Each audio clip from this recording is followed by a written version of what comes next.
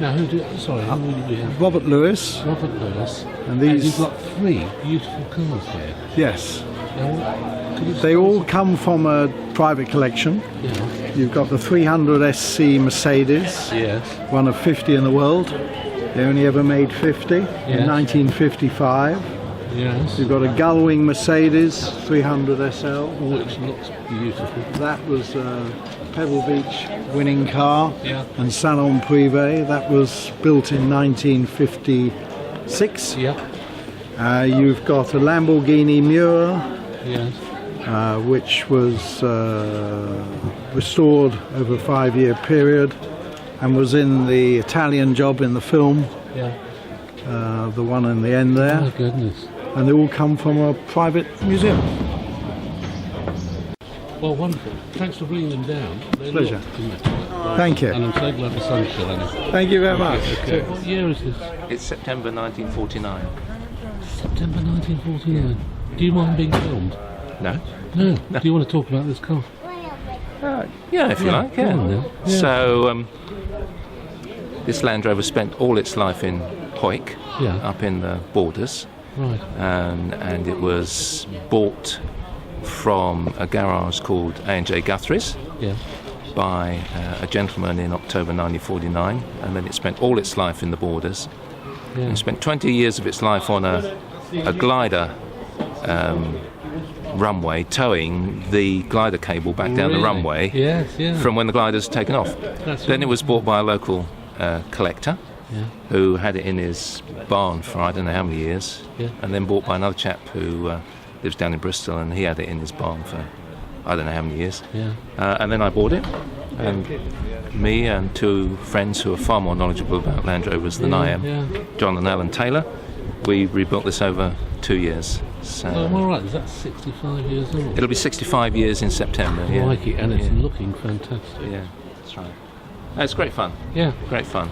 Yeah, oh, I'm sure. Thank you very much. That's a pleasure. Graham Hudson. Yes. And I live in Aldershot. Aldershot. Yeah. Okay. And you've had this Land Rover for how many years? So I've had this now. This will be 4 years. That's brilliant. Yeah.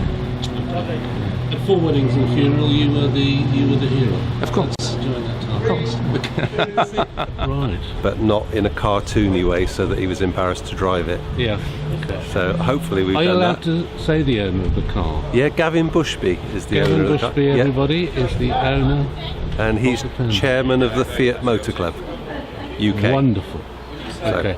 Yeah. Does he have a house where he can drive on the roof there? No, he doesn't have a very good. Got to go to Italy for that. Okay.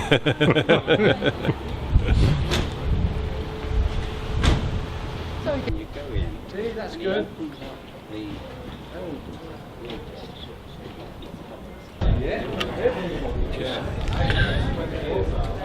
I did film that this morning. What? I'll tell you a little story. Tell me a little story. I had a bigger one. Yeah. I had it on there. Yeah. This young lad come up to me and said, "What's that, sir?"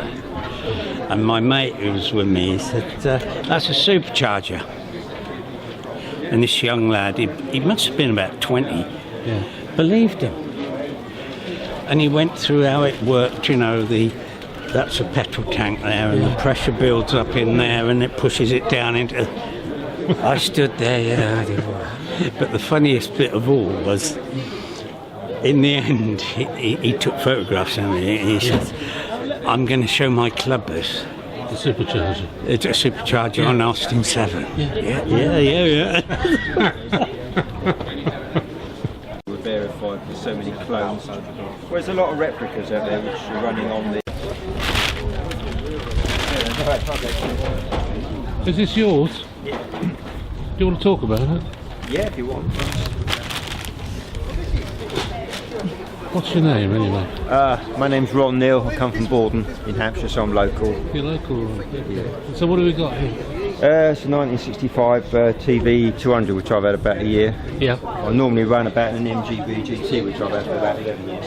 All right. Okay. So this is a bit different. Well, I had them back in the day, back in the late 60s, early 70s. I was never a mod, because I was just a scooterist, and that's all I am now. Right. But I had a couple. I had an LI 150 and a GB 200. I came off that in '72 on the Alton bypass and broke my collarbone. Yeah.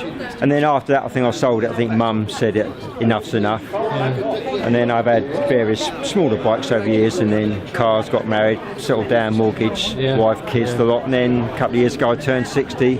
And this is what happened. And my MOD lump sum come in, and I thought, well, the money was a little bit more than I thought it was going to be, and I thought, and I always said I'd never get back on a scooter. Hell would freeze over, but here we are. So. And it's making you smile every time you jump on it. Well, I bought it as an investment. It's worth quite a lot of money. Actually. It's probably worth more than the MG is. So. It's, really? Yeah. Well, it's currently I've got it insured for £9,500. Wow. It's a genuine TV 200.